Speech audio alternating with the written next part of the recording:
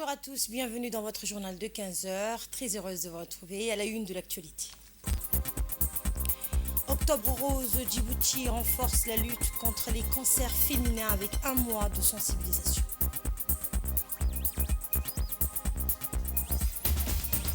Djibouti et Tchad à la 82e session du comité exécutif de l'Union interparlementaire africaine, une participation engagée. Et au Liban, bilan actualisé des frappes israéliennes avec 22 morts et 117 blessés.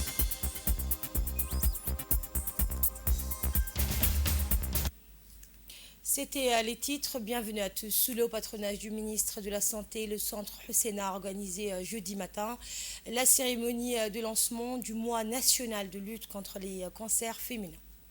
Eh bien, cette campagne centrée sur la prévention des cancers du sein et du col de l'utérus s'inscrit dans le cadre de l'initiative Octobre Rose portée par le Centre national de référence en santé de reproduction Husseina avec l'appui de l'UNFD. Eh bien, le ministère de la Santé a cette année élargi la portée de l'intervention en décentralisant les actions de sensibilisation et de dépistage vers les structures de santé de premier niveau dans les 5 régions de l'intérieur du pays. Le lancement officiel a eu lieu en présence du directeur général du CHUD, Dr Omar Mahamoud, du ministre de la Santé, Dr Ahmed Rabla Abdillah, de la ministre de la Femme et de la Famille, Mme Mouna Ousmane Adan. Était également présent le secrétaire général du ministère de la Santé, Mohamed Ali Mohamed, ainsi que des représentants de l'OMS et du FNUAP, accompagnés de plusieurs hauts cadres du département.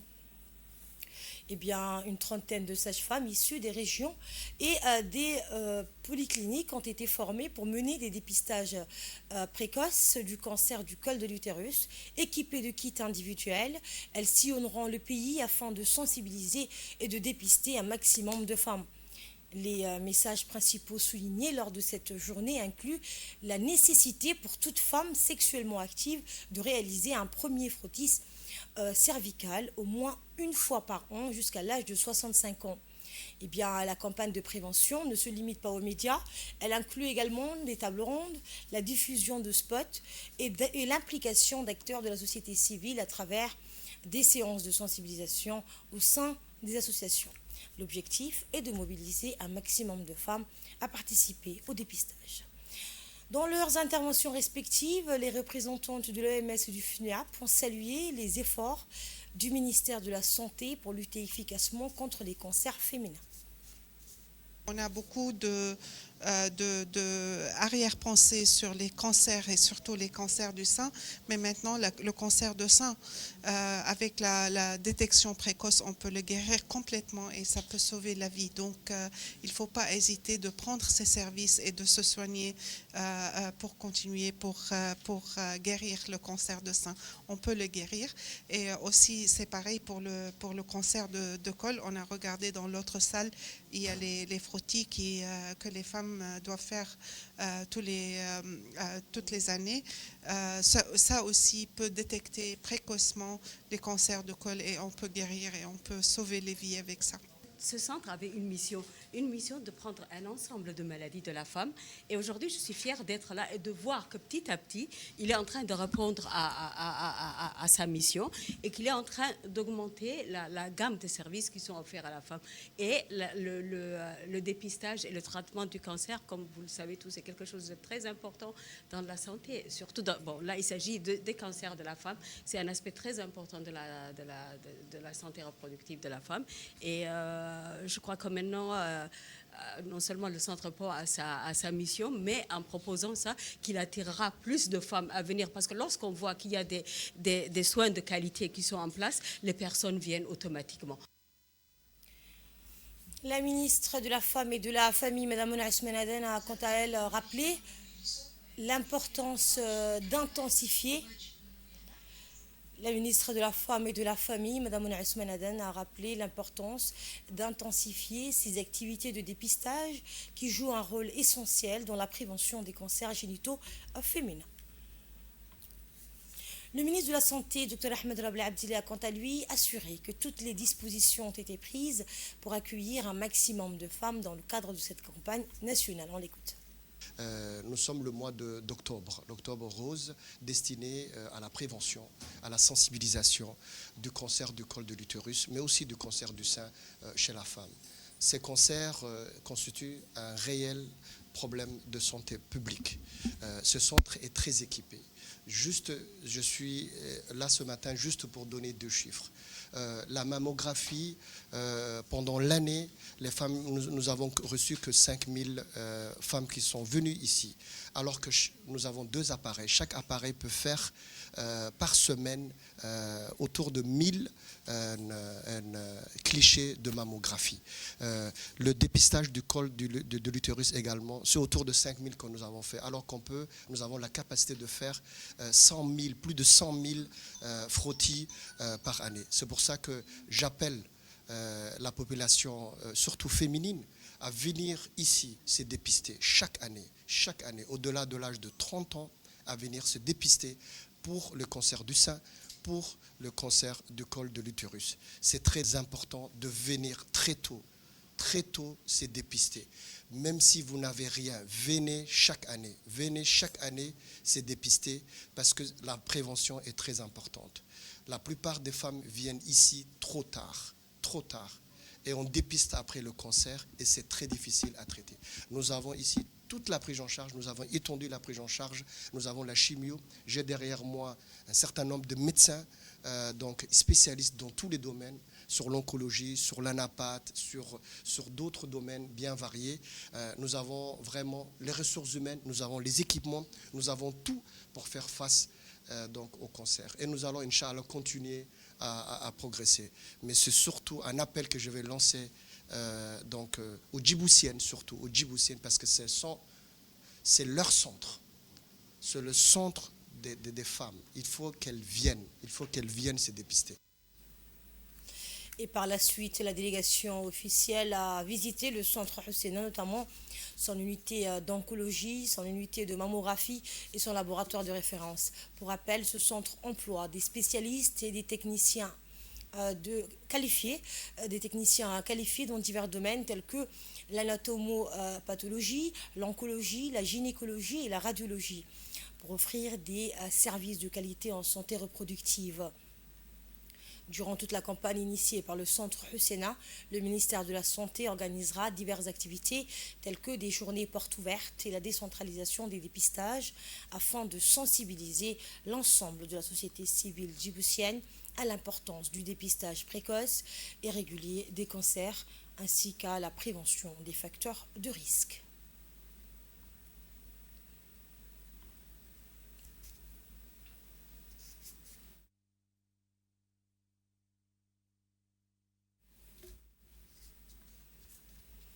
La République des Seychelles a abrité la réunion des experts des îles et des pays de la Commission de la jeunesse et des sports de l'océan Indien du 7 au 9 octobre. Eh bien, une délégation djiboutienne composée de Mme Roya Hassan Cher, directrice de l'insertion sociale des jeunes et du volontariat, du lieutenant-colonel Amina Mohamed Moussa, vice-présidente de la Fédération de football djiboutienne, et de M. Barkhad Ismail Abadid, chef du service création numérique, a pris part à cette rencontre de haut niveau. Cette réunion revêt une importance particulière car elle permet non seulement de faire le point sur les préparatifs des 13e Jeux de la SJSOI prévus en juillet et août 2025, mais aussi de réviser les règlements qui régissent l'organisation. Il s'agit également d'une opportunité pour proposer des améliorations au texte en vigueur afin de renforcer la coopération entre les îles et les États membres, tout en favorisant le développement des activités de jeunesse et de sport dans la région. La participation active de Djibouti à cet événement témoigne de l'engagement continu du ministère de la Jeunesse et de la Culture dans le développement des initiatives en faveur de la jeunesse, tant à l'échelle nationale que régionale. Les prochains Jeux de la SJSOI s'annoncent déjà comme un rendez-vous incontournable où le talent et l'esprit de camaraderie des jeunes participants seront mis à l'honneur. Les discussions menées au cours de cette réunion aboutiront à la présentation des résolutions et des documents stratégiques au ministre lors de la réunion ministérielle prévue. Cette réunion qui a eu lieu hier. Ces échanges permettront de définir les grandes orientations pour l'année 2025 en matière de programmation et d'initiatives à entreprendre. Il est essentiel de rappeler que ces Jeux constituent une plateforme cruciale pour les pays de l'océan Indien pour promouvoir à la fois l'échange culturel et le renforcement des liens d'amitié. Djibouti, qui assure la présidence de la SJSOI depuis novembre 2023, se réjouit de contribuer activement à cette communauté et aux discussions en cours. Écoutons la ministre de la Culture et de la Jeunesse, Dr Hibo Mohamed Assoué, qui a salué le travail accompli par les experts au cours de ces 3 jours de réunion. C'est vraiment un vrai plaisir de se retrouver tous ici, à Seychelles. En tant que présidente de la Commission de la Jeunesse et des Sports de l'Océan Indien, je tiens à saluer l'esprit de fraternité et de solidarité qui nous unit, mais aussi notre responsabilité collective envers le premier bénéficiaire et public cible de toutes nos actions et missions, les jeunes de nos pays et îles respectifs. Notre commission, qui célèbre cette année ses 36 ans d'existence, est bien plus qu'une simple organisation. C'est un véritable creuset d'émergence de talents où nos jeunes peuvent s'épanouir et construire un avenir commun. L'exemple le plus illustrant, ce sont les Jeux de la CJSOI et les Jeux de la CJSOI, où les compétitions et échanges sportifs et culturels entre nos jeunes permettent non seulement de se surpasser, mais surtout de vivre des moments de partage dans un esprit de fair play et de camaraderie. Les prochains Jeux aux Seychelles sont très attendus. Et d'ores et déjà, nous vous remercions de nous accueillir ici, à Seychelles, pour cette réunion, mais aussi d'organiser ces grands Jeux. Chers et alors, nous sommes avec vous et je tiens à exprimer tout notre soutien et nos meilleurs vœux de réussite à vous et à tous les gouvernements de Seychelles en tant que pays organisateur. Je sais que beaucoup de questions vous seront posées quand viendra le départ ou la partance des athlètes et artistes pour Seychelles. Comme toutes les facilitations à disponibiliser, c'est vraiment un gros travail. Et certaines questions ont été déjà abordées avec les experts pour un succès de ce jeu. Et je sais que ça va être un succès. Donc merci, et je sais que tout le monde est engagé, donc merci à tous pour votre engagement. Travaillons main dans la main pour bâtir un avenir radieux pour nos jeunes. Je vous remercie pour votre attention et je déclare ouvert la réunion ministérielle. Merci à vous. Et je vous emmène au Tchad à présent où une délégation parlementaire djiboutienne participe aux travaux de la 82e session du comité exécutif et à la 46e conférence de l'Union parlementaire africaine qui se sont ouverts dimanche dernier donc à N'Djamena au Tchad, conduite par la première vice-présidente du Parlement, la députée Safia El-Medjibril. La délégation djiboutienne comprend également des membres de l'UPA, tels que Mme Nouré Wabari Oufane, Chougri Ali Aynan, ainsi que M. Omar Wabari Malo, Mohamed Moussa et Abdou Siki Deri. L'ordre du jour de cette 82e session inclut, entre autres, l'examen et l'adoption du programme annuel de travail du comité exécutif pour 2025, ainsi que du budget pour l'exercice 2025. Il s'agira également d'adopter le projet d'ordre du jour de la 46e conférence de l'UPA, de fixer la date et le lieu de la prochaine 83e session et d'examiner des propositions d'amendement au statut et règlement de l'organisation. Cette session sera suivie les 8 et 9 octobre par la 46e conférence de l'Union parlementaire africaine qui portera principalement sur 2 thèmes majeurs: relever les défis de la paix et de la sécurité en promouvant l'implication et l'autonomisation des jeunes en Afrique et le développement économique des pays africains à travers la valorisation des ressources naturelles, la diversification de l'économie et l'industrialisation.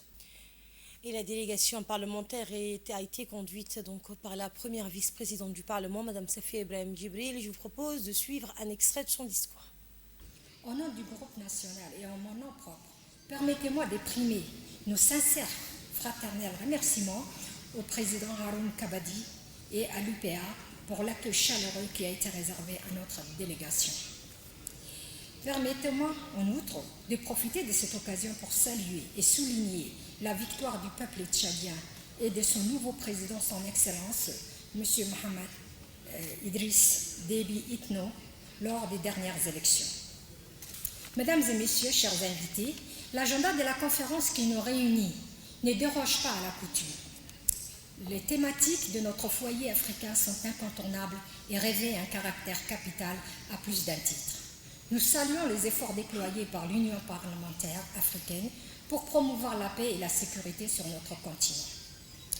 La stabilité joue un rôle primordial dans la résolution des conflits et la prévention des crises au sein de nos États membres.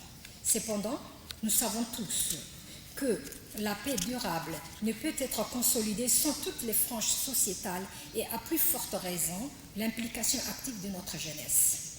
Mesdames et messieurs, en Afrique, 3 personnes sur 5 sont des jeunes. Pour relever les défis de la paix et de la sécurité, nous devrons les autonomiser, contribuer pour qu'ils deviennent des véritables acteurs du changement. Et cela par la création des espaces d'engagement où ils peuvent exprimer leur vision, développer des initiatives qui répondent aux besoins de nos sociétés et contribuer à la construction de la paix. Djibouti a un carrefour stratégique à le pont d'ancrage de nombreux couloirs commerciaux internationaux.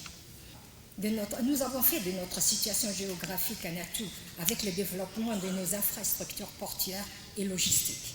En valorisant nos ports, nous ne faisons pas seulement preuve de vision, mais nous engageons aussi à devenir le hub logistique de la région de la Corne de l'Afrique. Cela est essentiel pour stimuler notre économie et celle de nos voisins. En investissant dans les secteurs tels que l'agriculture durable, la pêche, le tourisme et la technologie de l'information, nous pouvons réduire notre indépendance. C'est en divertissant nos activités économiques que nous assurerons la résilience de nos économies face aux chocs mondiaux. Comme vous le savez, la présidence de la Commission de l'Union africaine sera renouvelée en janvier 2025.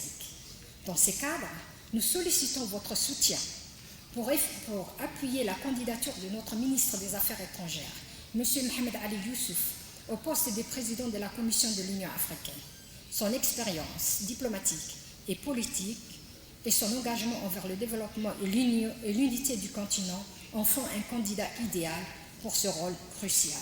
Nous croyons fermement qu'avec son leadership, nous pouvons relever les défis qui se posent à notre continent et ouvrir la voie à un avenir meilleur pour tous les Africains. Et à retour à Djibouti, où l'université de Djibouti et l'hôpital des armées ont scellé un partenariat stratégique lors d'une cérémonie officielle organisée hier à la faculté des ingénieurs.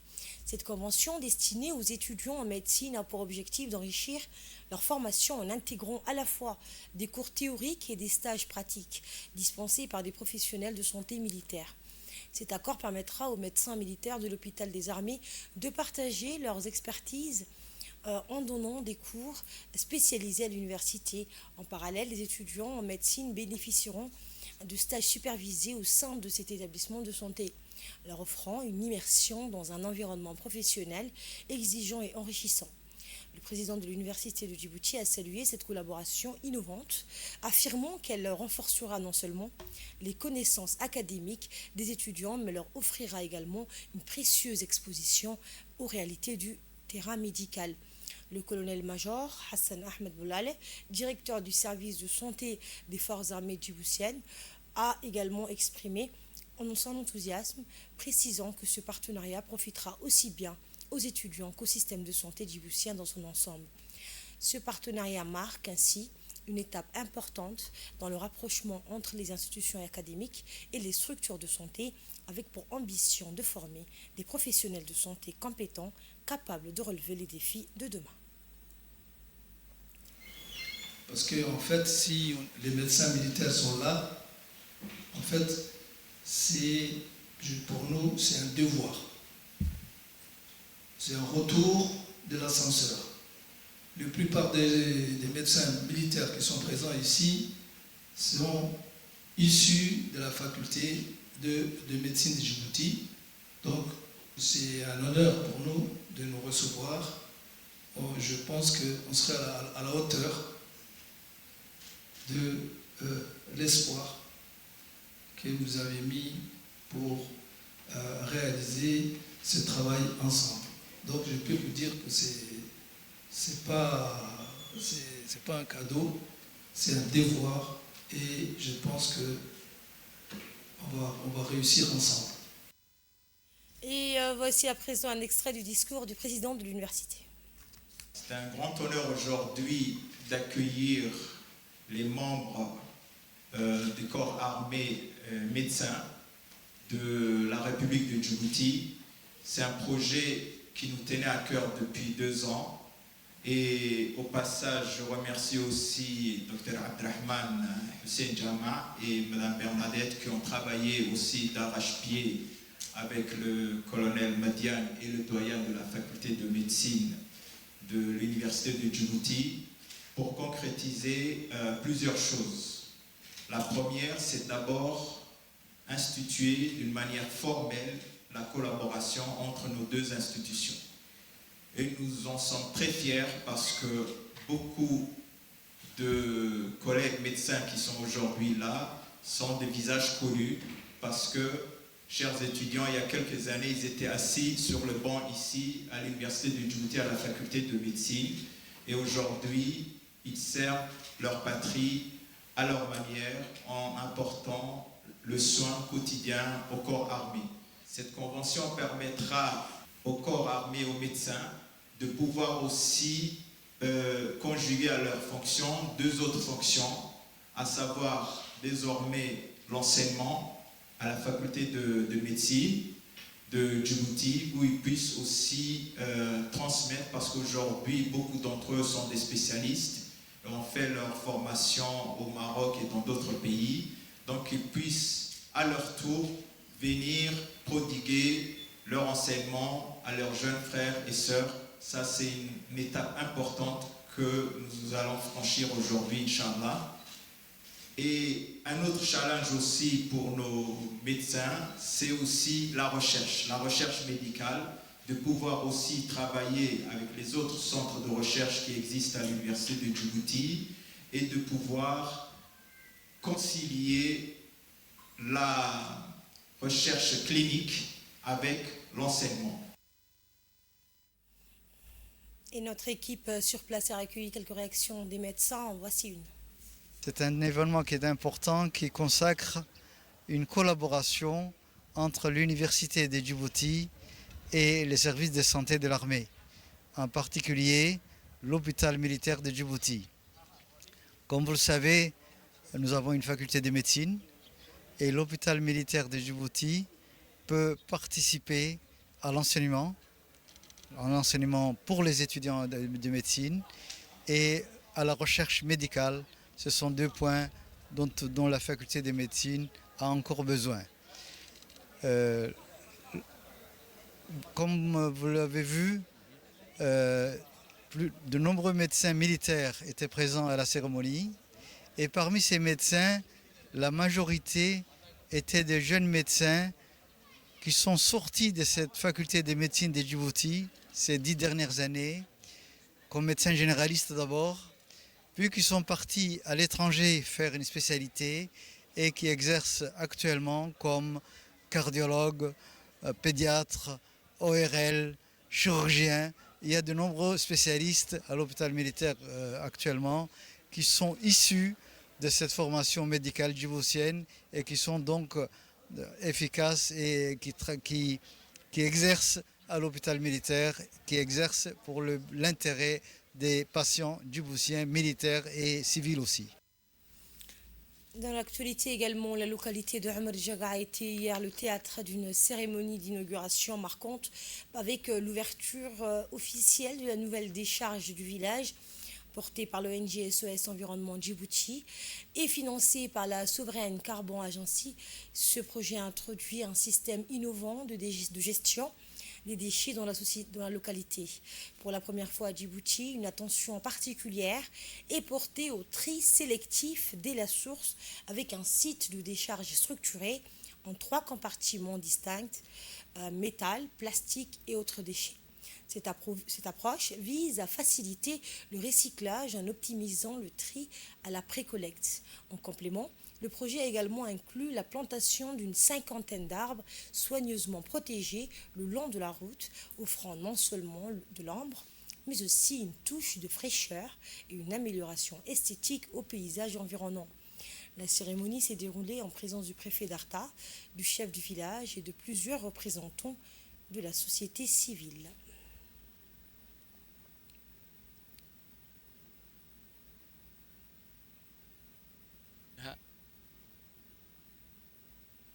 Dans le cadre des actions de lutte contre la contrebande, la brigade des douanes d'Ali Sebier, en collaboration avec des éléments de la police locale, a intercepté à la périphérie de la ville d'Ali Sebier une importante cargaison de marchandises de contrebande. Cette marchandise, composée de 5000 kilos de khat, était destinée à être acheminée vers la capitale. Conformément aux procédures en vigueur, la totalité de la cargaison a été détruite sur place en présence du chef de la brigade des douanes d'Ali Sebier, Mohamed Momen Hassan. Il est à rappeler que chaque semaine, de grandes quantités de khat, de grandes quantités de khat interdites à l'importation et à la vente sur le marché national sont saisies et brûlées par les forces de l'ordre de la région. Et de là, nous passons à ce qui domine l'actualité au Liban. Avec ce nouveau bilan, 22 personnes ont trouvé la mort et 117 blessés dans 2 frappes israéliennes sur Beyrouth hier soir. C'est ce qu'indique un nouveau bilan du ministère libanais de la Santé, le plus meurtrier dans la capitale depuis qu'Israël et le Hezbollah sont entrés en guerre ouverte. C'est la 3e fois que l'aviation israélienne vise la capitale libanaise depuis que ces tirs transfrontaliers avec le Hezbollah ont tourné à la guerre ouverte le 23 septembre.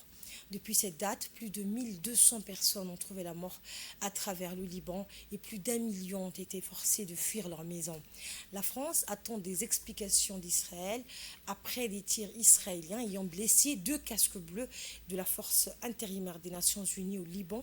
C'est ce qu'a déclaré le ministère français des Affaires étrangères. Le gouvernement italien a quant à lui dénoncé les tirs intolérables d'un char israélien contre le QG de la force de l'ONU au Liban, ayant blessé 2 casques bleus indonésiens.